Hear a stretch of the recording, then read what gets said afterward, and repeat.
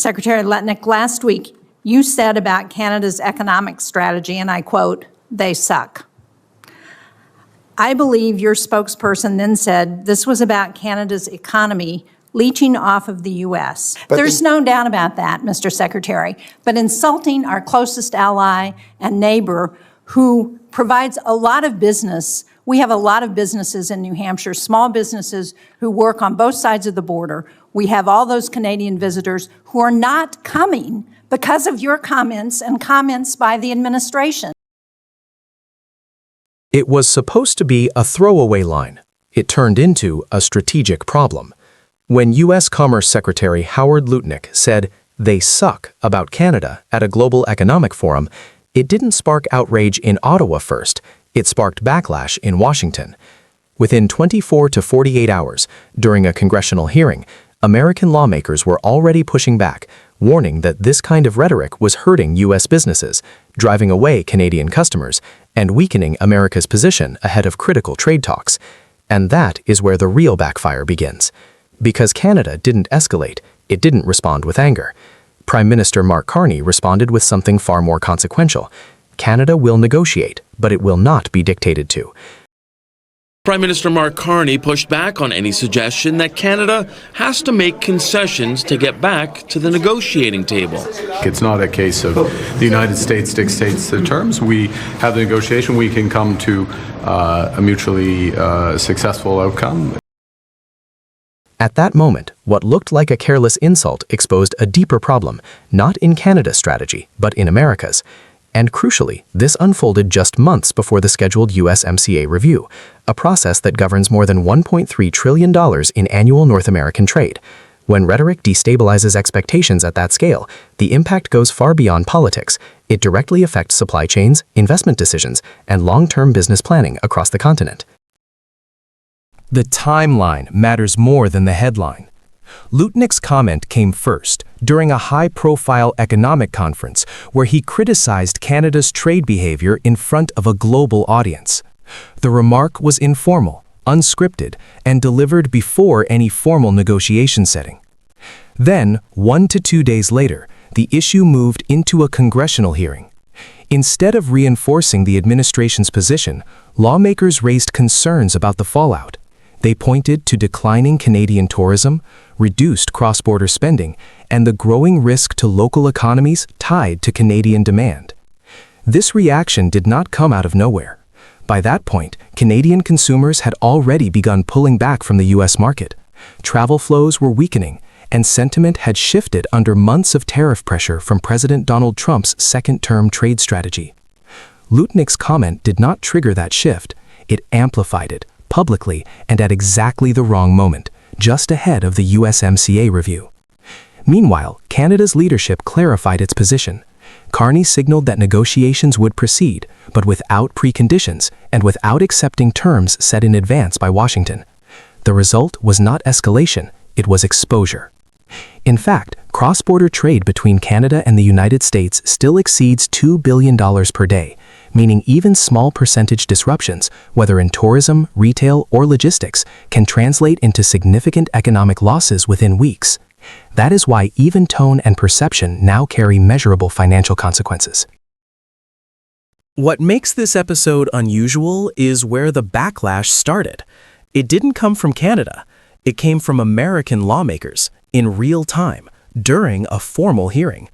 They were not defending the comment. They were questioning it, directly linking rhetoric to economic damage in their own states. Border economies depend heavily on Canadian visitors, and those visitors were already declining. A drop of even 20–30% in Canadian tourism can translate into billions of dollars in lost U.S. revenue annually, especially across sectors like hospitality, retail, and transportation. That is not a theoretical cost. It is immediate, visible, and politically sensitive.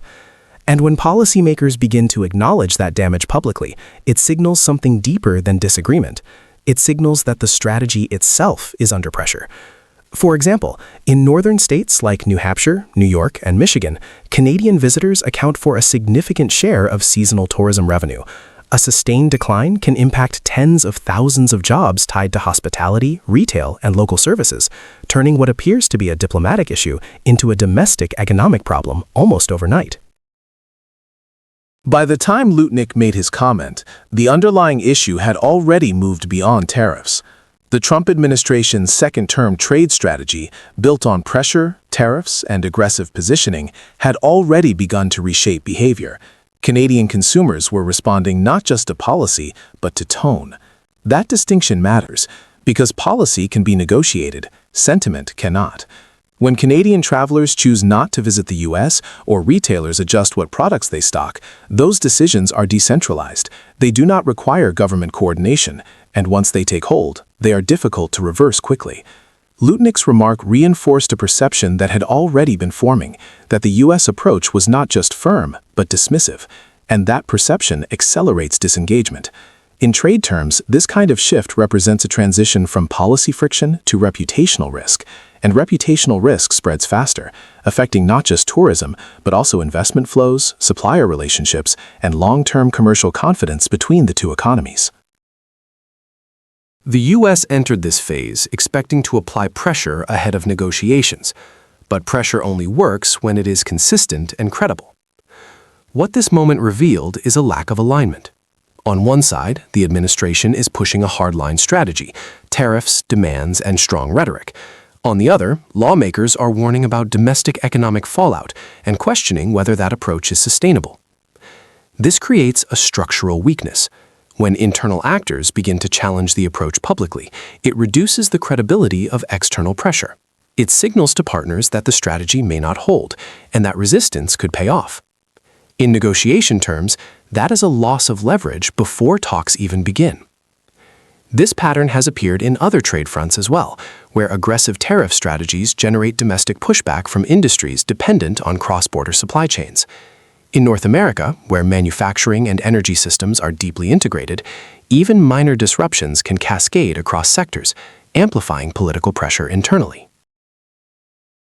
While Washington debated itself, Canada did something different. Mark Carney avoided escalation entirely. Instead, he focused on redefining the framework of the negotiation. Canada will engage, but it will not accept dictated terms. It will not rush into concessions, and it will not treat the USMCA review as a cliff that forces immediate decisions. This approach is deliberate. By removing urgency and refusing to react to pressure, Canada is shifting control over timing and structure. It is turning a reactive position into a strategic one. At the same time, Canada is reinforcing this position with broader policy moves, expanding trade partnerships, investing in energy and critical minerals, and strengthening infrastructure that reduces reliance on U.S.-centric supply chains. This is not confrontation, it is recalibration. With Canada already supplying nearly 2/3 of U.S. crude imports and holding critical reserves of minerals essential for advanced manufacturing, Ottawa's ability to maintain stability while diversifying partners gives it a strategic advantage that goes beyond short-term trade disputes. The real consequence of this moment is not the comment itself, it is what the comment revealed. The United States is attempting to reshape trade relationships through pressure, but that pressure is generating visible costs, economic, political, and reputational. Canada, by contrast, is absorbing that pressure without escalating, and using it to justify a broader shift towards diversification and independence. That changes the dynamic entirely. Because once operate with alternatives, pressure loses its effectiveness. Canada is not rejecting the relationship with the United States, but it is redefining it as one option among many, not a default dependency. Lutnick's comment didn't start the problem, but it exposed it at the worst possible time. The backlash came not from Canada, but from within the United States itself. The economic costs were already visible, and the strategic gaps were already forming. Mark Carney's response made the shift clear. Canada will negotiate, but it will not play by rules it didn't write.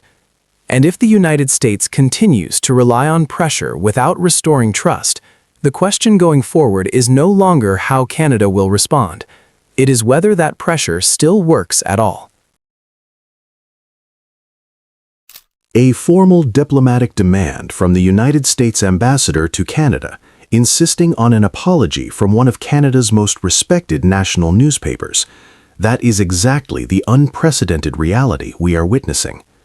United States Ambassador Pete Hoekstra has officially demanded that the Globe and Mail apologize for a sports column criticizing the U.S. men's Olympic hockey team. This is not merely a passing grievance or a polite disagreement. It is a blatant, heavy-handed diplomatic challenge from a global superpower attempting to dictate what the independent Canadian press can and cannot publish.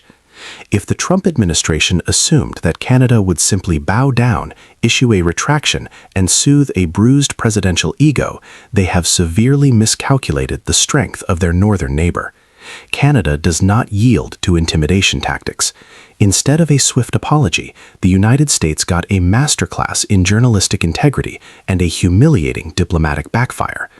Let us break down exactly how a post-game sports celebration devolved into an absolute international embarrassment for the United States administration. The entire controversy traces back to the aftermath of the Milan-Cortina Games. Following the U.S. men's hockey team securing the gold medal, a locker room celebration was quickly hijacked and morphed into a bizarre political spectacle. Through a phone call, President Donald Trump invited the men's team to Washington. During this highly publicized call, an unidentified voice off-camera was heard loudly and obnoxiously yelling, "Close the northern border." This single shout was not just a rogue comment, it was a direct and unprovoked insult directed at Canada. It triggered an immediate and intense backlash across the nation. Canadian hockey fans felt a deep, visceral sense of double betrayal. They were forced to watch as athletes who make their millions playing for Canadian NHL teams, such as Brady Tkachuk, willingly participated in what was widely perceived as a cheap political display for a president whose rhetoric is consistently hostile to Canadian interests. The contrast in how American athletes handled this political pressure is striking, and frankly, deeply embarrassing for the men's team. The U.S. women's hockey team, led by their formidable captain Hillary Knight, flat out declined their invitation to the White House. Knight demonstrated pure principle, dignity, and independence, rightfully calling Trump's comments distasteful. While the women stood firmly on their morals, refusing to be used, the men allowed themselves to be transformed into theatrical props for a controversial political figure. Enter Cathal Kelly, a prominent and fiercely perceptive sports writer for the Globe and Mail. Watching the men's team participate in the State of the Union address, Kelly penned a sharp, uncompromising column titled, "The State of the Union was a zoo and Team USA the monkeys." To be absolutely clear, this metaphor was not a gratuitous insult aimed at the players as individuals. It did not demean their intelligence, education, or character, despite what Ambassador Pete Hoekstra desperately tried to claim in his angry letter. It was, rather, a profound socio-political critique. Kelly was brilliantly pointing out that these world-class athletes had been completely stripped of their autonomy. They had been paraded around and reduced to mere tools in Trump's performative, circus-like display of political power. Instead of ignoring the op-ed or taking the criticism on the chin, the U.S. administration took the bait and panicked. Ambassador Hoekstra fired off a formal diplomatic letter demanding an apology. This letter was a severe escalation of a minor sports story. However, it represents a textbook, predictable move by the Trump administration to silence critical voices. It aligns perfectly with their long, thoroughly documented history of aggressively attacking news organizations that dare to question their narrative or expose their political stunts. It was a clear attempt to bully a sovereign nation's press corps.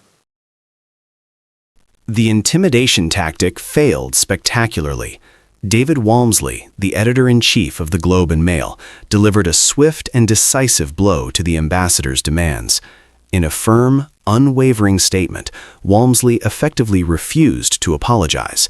He defended Kelly's column not as an insult, but as a strong opinion and a hallmark of independent journalism.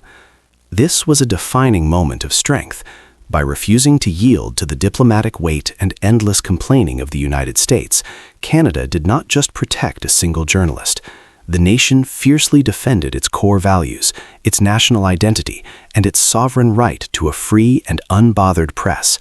Canada proved that it will not be bullied into submission by empty diplomatic threats. Now, compare Canada's calm, unwavering stance to the absolute chaos and amateurish scramble unfolding south of the border. The United States public relations machine went into a state of clumsy, desperate damage control.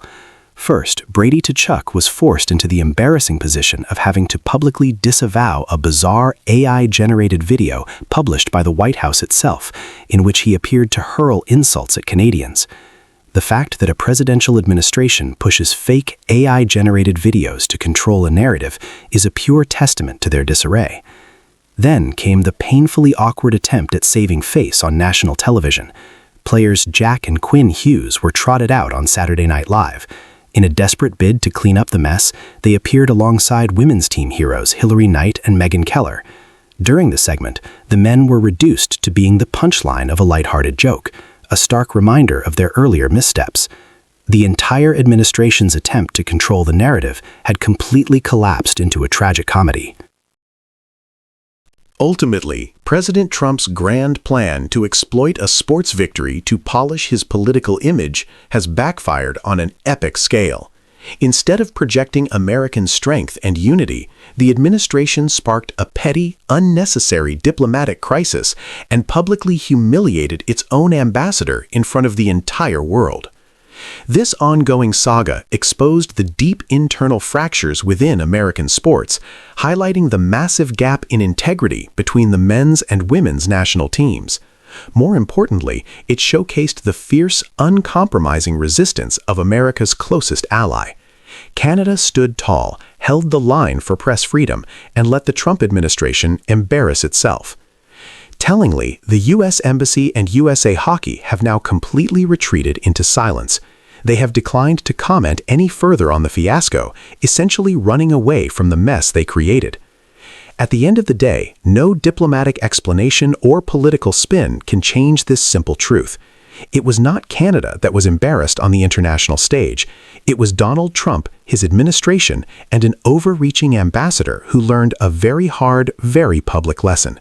Canadian press freedom is not up for negotiation, and cheap intimidation tactics will only leave the bully looking foolish and weak.